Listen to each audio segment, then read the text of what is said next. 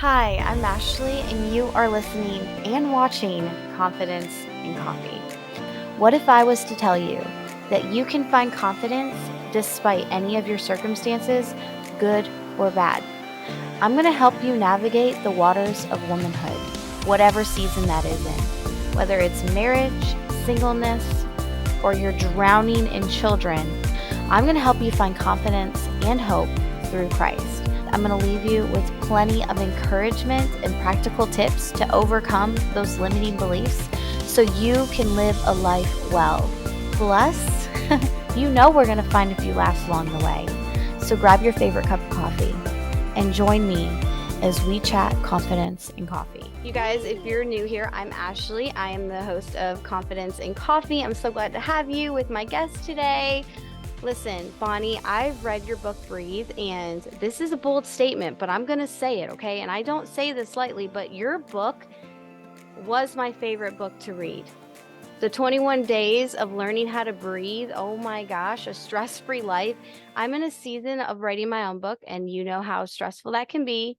I have 4 little ones, and so I was like, oh, you gifting me that book after seeing just like a little devotional, then I quoted your book. It was so touching to me. I think you saw that's how we connected. I just had like a little bit. I was like, I have to get this. You gifted it to me like on a personal aspect at a really amazing time. So thank you. Oh, I just see the heavens departing right now. Oh, Yeah. and the Yeah. dove of peace is descending on my heart, Ashley, because I just love your heart. And so to hear that something that I've shared from my healing journey came at the right time, it's lifting you up to empower you to pour out and do what you're called to do. I mean, I'm getting goosebumps, Ashley. That's like the best bouquet of flowers. Like that's the best thing that just made my day, made my week right there. Yes. And speaking of bouquet of flowers, your one of your chapters was about that, about buying your own flowers and how you sat there and that's so true. There was many, many years ago before we recently moved to Virginia, where I decided to start buying my own flowers and I got pregnant again and I struggled with postpartum depression, my 4th baby. It was a very Oh, hard journey, but it saved my life. Okay. It taught me grace in a way that I had never felt grace. I was stuck on my butt. So I had to not be okay, but I met the Lord in the most amazing way that led me to where I am today. But I stopped buying myself flowers. And listen, I wish I had a picture. I wish I could like pull a picture up right here, but I went and hydrangeas are my favorite, white hydrangeas. Yeah, girl. oh my I God, know, you're just girl. pointing Look, here. look at the bent book that this is. Oh man, that's the best thing I can ever see is, like the Right? root When they're of bent the up, they're book. loved, right? Everybody, And Ashley's holding up my new book, Breathe 21 Days to Stress Less and Transform Chaos to Calm. So it's loved, it's frayed, and it's like, oh, oh yes, my, it's bent up. I'm not look, your card is bookmark. my bookmark. Yeah. Yeah, yeah, Oh, like and part of me is like, "Do I mark in it?" I was like, "Do I mark in it?" I don't know if you can see because I was like, "What if I wanna share it with somebody?" But I'm like, "Maybe my notes will help them." I don't know. My daughter helps me mark in it. She's oh, 3. look at see, there's your heart. See, mark in it. I'll just give you permission because you come first. You such have a beautiful heart. You're always thinking of others. And that's how women are. Loving women are always thinking of others, but there needs to be a loving voice from God and also from each of us, helping the intention. Remember, you are first priority. You get first priority. You got to nurture yourself, and then the rest will flow. But somebody needs to be there. They're encouraging voices say, you are worthy of love.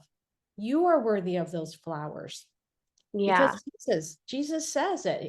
One thing that caught me by surprise when I double clicked and looked at that verse, Jesus says, look at these flowers. They just are thrown away in a few days into the fire. He said, how much more precious are you? And that was one thing that made it hard for me to buy flowers because I'm like, it's not practical. It doesn't seem like it serves any function. Now, I'm the kind of girl that will go to Trader Joe's and stop by just to pick up flowers for my friend. If I know she's feeling down, I'll leave them on her doorstep. I love surprising my friends. But when it comes to myself, I'm like, well, it doesn't fulfill anything. It doesn't help anybody if I give myself flowers. So, but then when I read that verse, I felt Jesus was saying to me, Bonnie, I made those flowers to last only a few days to let you know you're worth the beauty. Wow. That's why Wow. I made them last few days, because it's worth it to me to see your face light up with peace and joy. So, listeners, girlfriends out there, sisters, you are worth those few days. When you look at the flower, our bodies were made to naturally respond. It releases serotonin. Our bodies literally relax when we look at flowers. So it's God's natural stress reliever. That when you said that in your book, it's like you gave us all permission. And you it's like you lifted off a weight, like, because it's not practical. And you brought it back for me. This move, we moved a year and a half ago, but it's been an adjustment. I came from a small island to now Virginia, outside of DC. So it's a bit different, you know? So I have white hydrangeas on my table right now.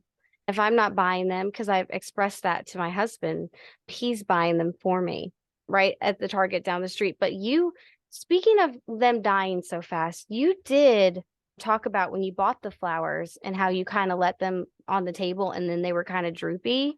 I love the way you expressed how you brought them back to life and then compared that to us. That right there, not only did you teach me how to bring my hydrangeas back to life, girl, because I'd be getting busy. Okay. I'd be like trying to unload the groceries and the flowers sometimes take the last bit on in the water. But not only did you teach me that, but you taught us, you gave me another perspective, a shift perspective on how to fill my cup, how to keep me alive and bright and bloom. And so, is that okay? Would you talk about that a little bit? And I would love to talk to you. It is mental, it's May, it's mental health Awareness awareness month. month. And I was like, wow, I didn't even mean for this to happen, Bonnie. Because Oh, this is one of my last episodes before we take a break in summer. You're my last go off episode. Yes, oh, girl. I always have like a really amazing guest for my last episode, like an amazing story. I was like, okay, Lord, who's it going to be? And the Lord revealed to me that I didn't even know that it was Mental Awareness Month. Yeah, I could cry, girl. I know. How he gave me this book and I finished it just in time to have this interview with you. And I was like, it's Bonnie. yeah. Oh my Bonnie. goodness. Yeah. Well, it's just like when you vulnerably shared like the hardest time in your life when you had that postpartum depression. And you said, but it was good because that's when I was closest with God and I received so much love and beauty and learning about caring for myself. I feel the same way right now here with you, Ashley, because when I was going through panic attacks for the first time in my life as a new mom of two little boys, I felt very alone. And I felt so overwhelmed. So anybody that's wrestled with, waking up feeling that lethargy, that heaviness in your body from depression, any woman that have stayed awake at night, even though you're exhausted and the last thing you want to do is stay up, not being able to sleep. These are very painful things. And I'm so blessed that now I can share the things that helps me. And one of the first aha moments was actually the hydrangea flower because I did buy it finally, right? I got over my own like resistance. I'm like, okay, I felt kind of silly, like, okay, I'm buying flowers for myself, but Jesus says to do it, so I'll do it. And then I was so busy cooking, so busy washing the dishes, because the kids are little, no one's going to wash them, right? It's me. So then I they were wilted by the end of the night. The ones I agonized over, right? Like going back and forth to the Yeah. flower section a zillion times, right? And I learned Googling very quickly that if you put hydrangeas in warm water, you snip the stems, you put them in warm water within a hour or two, they will refresh. The petals will refresh. And I actually have a before and after photo. I use it now when I go speaking because everybody's like, you just hear the whole room is like, oh, everybody gasps. And I I always didn't start off, know that. yeah, That's great. I start off my talks with that photo because I said, sometimes when we're down in that bad place where we're feeling terrible, we just feel hopeless. Like nothing can change how I'm feeling. There's no way, there's too many problems. But what I learned is we're just like those hydrangeas. All we need is a little bit of watering, a little bit of nurturing. And over time, the more we replenish and nurture ourselves, our petals will refresh. Our souls will refresh. And there's both scripture and science that shows us 10 minutes actually is a magic number. 10 minutes of taking a walk outside will lower cortisol. That's a stress hormone that kicks your body into the stress response, like panic attacks and not being able to sleep at night because you're just so on. Mm-hmm. 10 minutes of walking outside is going to lower that stress hormone cortisol and release serotonin. That's what is the happy hormone, more than 45 minutes at the gym. Come on. 45 minutes at the gym is good for heart health, but it is not effective in lowering stress and anxiety in your No, body. no. Yeah. And here's the thing. That's what I love about Breathe. You made this a very real thing, right? We as Christians, and I know I struggled with this many years ago, tend to think that God, take it away. Sacrifice, sacrifice, right? Like, take it away, Lord. Just take the stress away. But there are real physical things happening with our body. That's right. Like, and there's real hormones happening within our body. Yes. And we have to do real things to manage those because this is against our spirit and we have to take care of it, especially in the world that we live in. And I love how you touch on those. You don't just tell me how to breathe and you just don't give me permission spiritually to give myself grace and breathe, but you have taught, like you talk about the real aspects of what stress does to our body, about our mindset, about what we can do about it. I love in chapter 8, hope is the oxygen your soul needs, because I love how you were like taking us through one thing and then repentance into another thing, and you like gradually took me there. But you were talking about burnout, and I feel women and moms in general, we hit those all the time, especially entrepreneurs. Like we always are like, okay, if I work out, if I wake up at 5 o'clock in the morning, if I exercise, if I eat this and I eat healthy, I don't know about you, Bonnie, but from my experience, doing all the right things, and you said this, like doing all the right things, like is actually more stressful and more condemning to me rather than just giving myself grace and breathing like, you know what, today I need a walk. I'm going to take a walk today. And Yeah. like, or your Rice Krispie treats. You know, I'm gonna I love that chapter. I'm gonna make Rice Krispie treats for the class. And then you share the story of how that did not go right. And we did, so we skipped the ingredients. And then like you're like, you know what?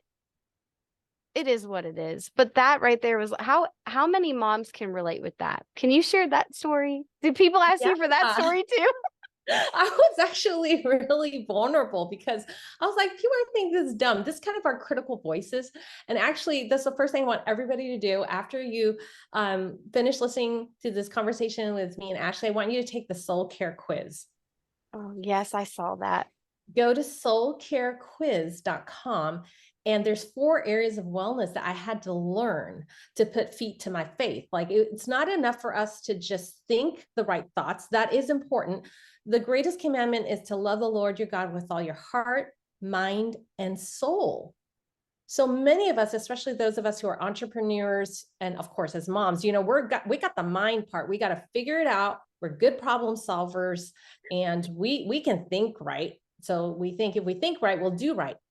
Okay, that's true. That's part of the commandment, but we miss out on love God with our soul. Mm. The soul is translated as breath and spirit. It's psyche, and it's the same root word as psyche and psychology. It indicates the part of you, Ashley, that is unique to you, your personality, your preferences, your dislikes. And so that is the part that we usually put to the side. Oh, who cares how I feel? I just need to get something done. Oh, well, it's okay if I don't feel good because, you know, I'm strong. And so, you know, I'm just going to, you know, get my butt in gear and just, you know, be the boss, you know. Now, those things we have to recognize actually have a cost. We have an emotional bank account inside ourselves. It's called our soul. So every time we make, you know, a withdrawal, we have to recognize it will affect our body, our emotional wellness, physical wellness, spiritual wellness, and social wellness. So I want you to take the soul care quiz, because which area of wellness are you missing the most? Many times women, I'm a soul care coach, and women will tell me, Bonnie, I don't even know. I just feel overwhelmed. I just feel numb. And so we usually just kind of figure that's who, it doesn't matter. I'm numb. I guess I'll figure it out later. But the more we put off nurturing ourselves, it'll start affecting these 4 areas of wellness. So, Ashley, I Mhm. think you took the soul care quiz, but it's okay if you didn't. But I want to ask you, which area of wellness are you missing the most? Do you feel emotional wellness, physical wellness, spiritual wellness, or social wellness? Social wellness. Tell us about that. And friends, as you're listening, think about Oh, which. we're getting vulnerable here. Oh, Are we yeah. having a session? Yeah. Okay. There you go. Yeah, social wellness is, I know that I'm missing that, and the Lord has revealed it to me, obviously. But there was a period, my daughter, I have 3 boys and a little girl. And the fourth baby was when I experienced the postpartum depression.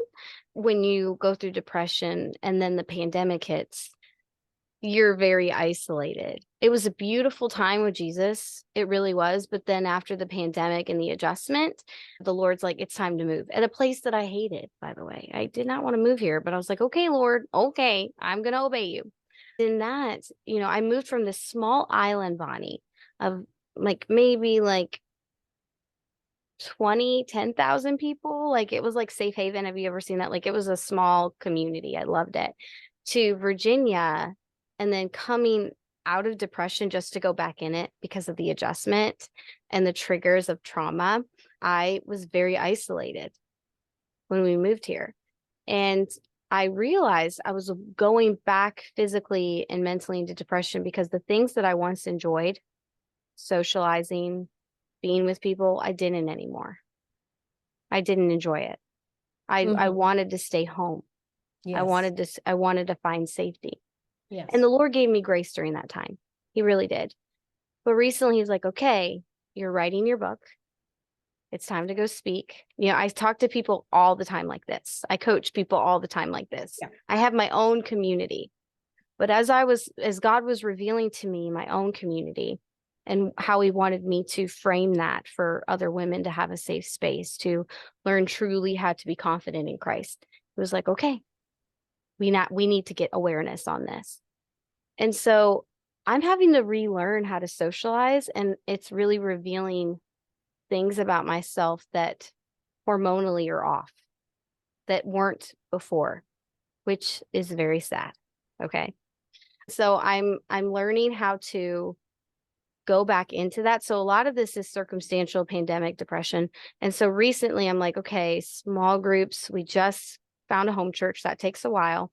I'm getting in touch with people. I'm talking to girlfriends to plan trips. Like those things, if you would have asked me, still I struggle with it right now, but if you would have asked me like, hey, I got invited to Dominican Republic for September to go and love on babies and their mommies. I'm so excited about that. Okay. Immediately my body was like, no, no. Why? Mm-hmm. Why? Like when I'm in Costco with my husband, why can't I go to Costco by myself? This is real, Bonnie. Like this is Mm-hmm. real. Yeah. Yeah. And I see myself, and I spoke to my doctor about it, but I see myself do this. Yeah. I've asked God and I'm like, Lord Jesus, and he's like, we're gonna get through this. We're gonna get through this. But I'm having a very physical now response and people, when I tell people this, because I'm very real, if you followed me, I'm very honest about my Yes. life. That's Yeah. being That's confident. why people trust you. Mm-hmm. Yes. I tell people I struggle with social anxiety. And they're like, I would have never known. And I'm like, yeah, I know. I said, but it's real. It's my body physically responds like, and that's what this book has done, Bonnie. Like you have taught me how to breathe Mm-hmm. literally in those moments, how Yes. to breathe and release, how to recognize where I am in my body and how to give Mm-hmm. it to Jesus. And so definitely still walking through this, still adjusting, Mm-hmm. still kind of intentionally now like, okay, Ashley, go on the play date. Don't just drop off your kid. Talk to the mom. Go to the small group. Plan the trip. I'm still walking through those things, but in my own time, the Lord is, he has taught me that with when I went through postpartum, how to give myself grace and not force it, right? Like you talk about, like not force it, not do it, do it, do it, do it. Because I'm only going to cause myself more condemnation and stress and bad cycling. But like, okay, one thing at a time. What does that one thing look like? But yeah, that's That's it for me. Thank you for sharing. You Yeah. touched on things that every woman identifies with, which is there are many circumstances that, drain from that emotional account. Going through the pandemic and being strong for that, and just having a baby. I mean, that's the most demanding. It's like it touches all four areas.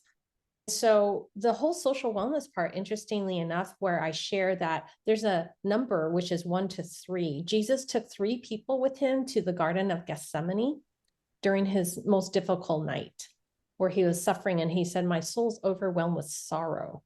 And he allowed people to see him in that place of struggle. As you pour out, remember, love God with your heart, mind, and soul. The heart is actually where you serve God. So creating community. So a lot of people have a myth that, well, if I struggle emotionally or with my wellness, then it disqualifies me from serving others. No, you serve God through, our will, kind of that faithfulness, and that's the heart. But I guess what I want to encourage you is to do what you're continuing doing, which is to nurture that. You have permission to nurture your soul. And so in social wellness, it's not that we want to, it's different from being sociable. It's about connecting like Jesus, finding that maybe 1, 2, or 3 at most, developing, nurturing those kind of friendships. And they're different because now you're in a different place. It's going to take time. But one of the tips that I gave in that area of wellness is to do something new with a friend. So Yeah. science shows that novelty, when you do something new together, it releases dopamine, which is what we feel as joy, and it helps energize you. So if you do something new with 1, 2, or 3 friends, and it can be something like going to try out a new restaurant, I think that'll be easier for you because everything is new for you. So you Right. can invite 1 or 2 or at most 3 friends. It's that special small number that is going to help you to release your stress. And that's different from serving a community of people. And I know for myself, when I was having anxiety and panic attacks, I was a leader at church. I was leading the 30s ministry group in my church. I was a Bible teacher. I was training other people. I was an entrepreneur in my work. So it looked like I was very healthy socially, but in terms of soul care, nurturing myself, I had trouble thinking of 1, 2, or 3 friends that I could just go out with and not have to be on. You're That's me. pointing to yourself. Yeah. Yeah. Yeah. Yeah. That's where God has revealed that to me Yeah. recently. And that's the thing. The move revealed it, Yes. Yes. right? It just Where are reveals these me. people? Who Yeah. can I And that's what call? we have. Yeah. It's I not want to to be off. I want to find people that I can be off. exactly. Yes. Not just my husband. God bless his soul. He's amazing, right? But there's something beautiful and I desire it. It's a brand new desire for me to find a relationship here to be present because I have great relationships online. You can have Exactly. relationships. I have amazing, amazing community and friends who are in the same community as us, Bonnie, who are Yes. entrepreneurs, and we get Yes. it, right? Right. And I have safety in that, but someone present Yes. where I can just really be off. Yes. Exactly. That's what I desire. And the Lord gives me the heart, my desire because he planted it. And so Mm-hmm. that's presently where I'm at. I just want everybody to know I'm friend dating. I live in Virginia. Okay. I'm dating for that. That's what I tell No, people. it's true. I had to kind of start from zero, meaning like I was a little kid again, little baby or toddler, and learn like, okay, what kind of person can I feel like I don't have to be on? Because my whole life, I've never had that kind of friendship. Everybody has a different story, but there's things we pick up along the way. Like I am the oldest in a family that was divorced. My father left when I was 7. I was the oldest. I was like the big sister. I was naturally kind of the positive, cheerful type. And so I just naturally felt better when everybody around me felt better. That's when Yeah, I I felt, relate. I think that's why I love your book. You're so vulnerable. And that's the thing. Like you speak about all this. And I relate with you so much. This all excites me. I'm like, yes, Bonnie, I read it. I know. Okay. Like this is so good.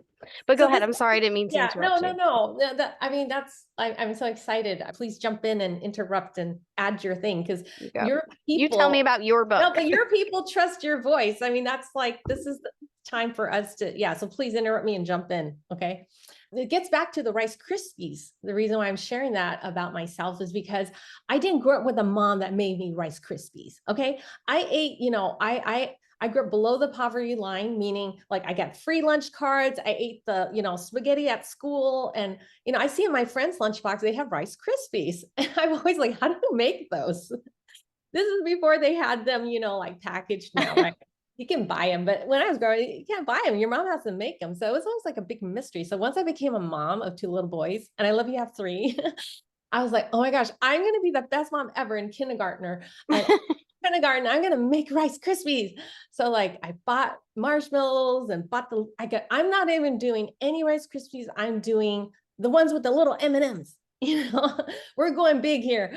And so I've never made them before. So like nobody ever told me that like M&Ms will smash and melt if you try to pat them into the Rice Krispies.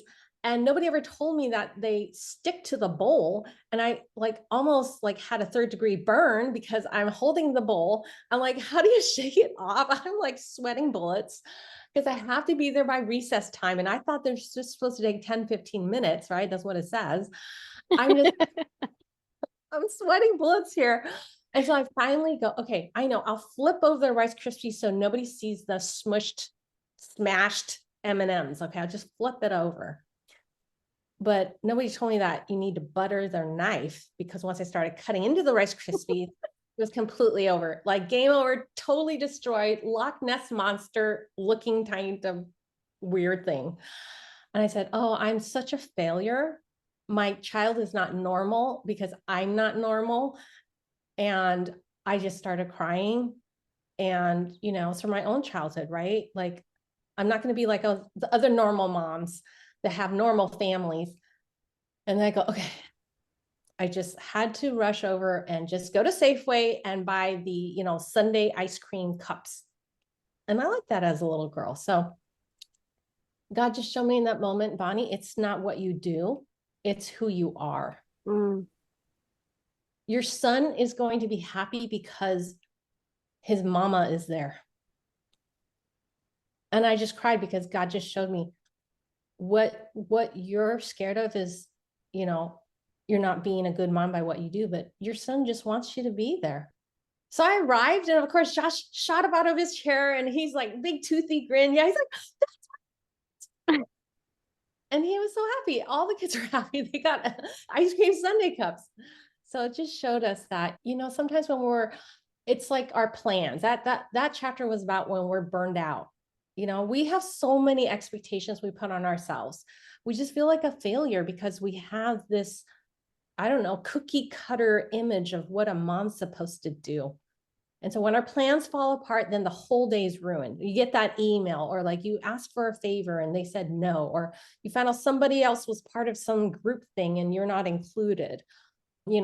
Whatever it might be, you set up for yourself or somebody's put on you. So sometimes not our fault. Other people have expectations.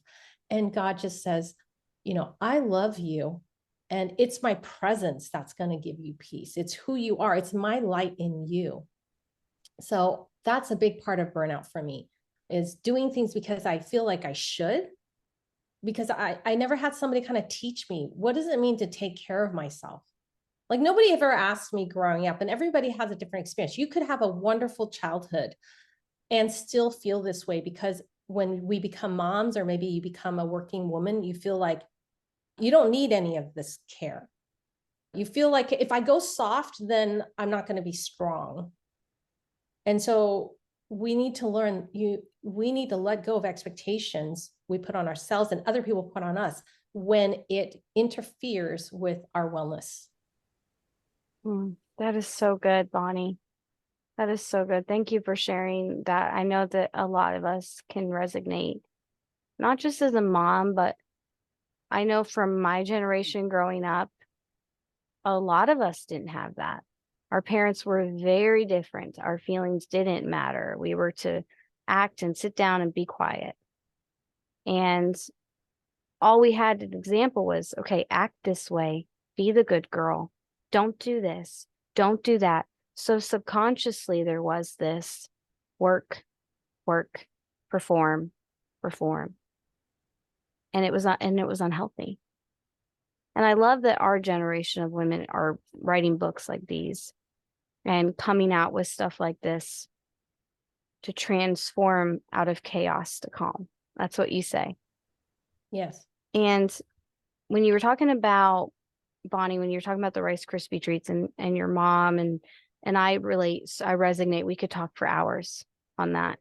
But when you're talking about how you just were present and then you went to the to do, it reminded me, I think it was about joy.